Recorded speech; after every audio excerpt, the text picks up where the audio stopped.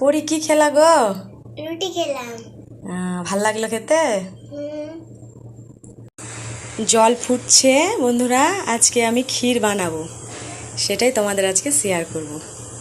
জল গরম হয়ে গেছে, রুটি ভাজা হয়ে গেছে, একটু পরোটার মতো করে দিলাম, পরি খাবে দুটো তার জন্য। আর এটা চাল ধুয়ে রেখেছি, বাসমতি রাইস ক্ষীর বানানোর জন্য। চালটা দিয়ে দেব, দুটো তেজপাতা দিয়ে দেবো।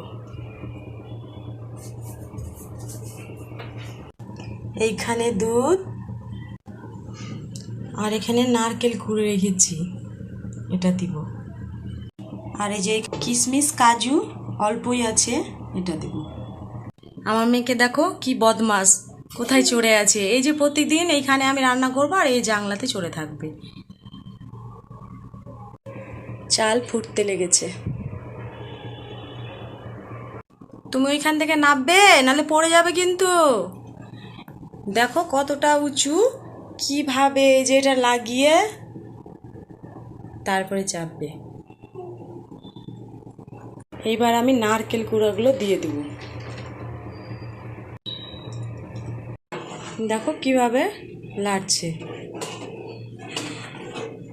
দেখে ভালোই তো রাঁধুনি। দেখো কিসের উপর দাঁড়িয়ে, ভালোই বুদ্ধি। দেখি আমি কিশমিশগুলো দিয়ে দিই। এখন অনেক দেরি আছে, আরও হবে। তারপরে তো দু চারটে এলাচ দিয়ে দিলাম। বাবা, আজকে আমার মেয়ে রান্না করছে, তো আজকে খুব সুস্বাদ হবে গো। কি করি? বাবা, চালটা প্রায় সিদ্ধ হয়ে এসছে, আমি দুধটা দিয়ে দেবো।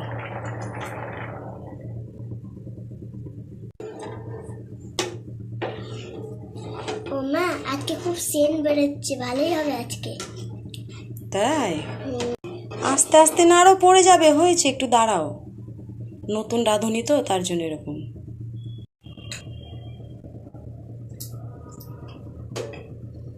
দেখি বাবা, আজকে আমি উপবাস করেছিলাম, ষষ্ঠী, তো তার জন্য ভালো মন্দ খেতে হয়। তাই এখন পায়েস বানালাম, দুপুরে ইলিশ মাছ বানিয়েছিলাম।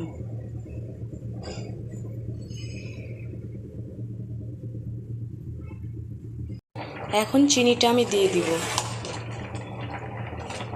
সেদ্ধ প্রায় হয়ে গেছে, একটু বাকি আছে। আগে চিনিটা এই জন্যে দেয় না যে সেদ্ধ হয় না চালটা, লাস্টেই দেয়। চিনি দিয়ে দেবো।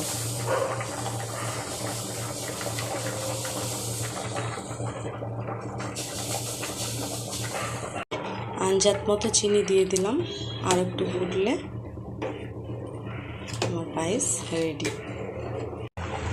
তবে আমার পায়েসটা হয়ে গেছে। কেমন লাগছে বন্ধুরা কমেন্ট করে জানাবে। দেখে তো মনে হচ্ছে সুস্বাদ হবে, কিন্তু জানি না মিষ্টিটা কীরকম হয়েছে। বেশি শুকাবো না, একটু জল জল রাখতে হবে, কেননা পরে শুকিয়ে যায় ঠান্ডা হলে। তাহলে বন্ধুরা কে কে খাবে কমেন্ট করে জানাবে, আমি পারলে পার্সেল করে পাঠিয়ে দিব। ওকে, তাহলে আজকের মতো এখানেই। ততক্ষণ তোমরা সবাই সুস্থ ভালো থেকো।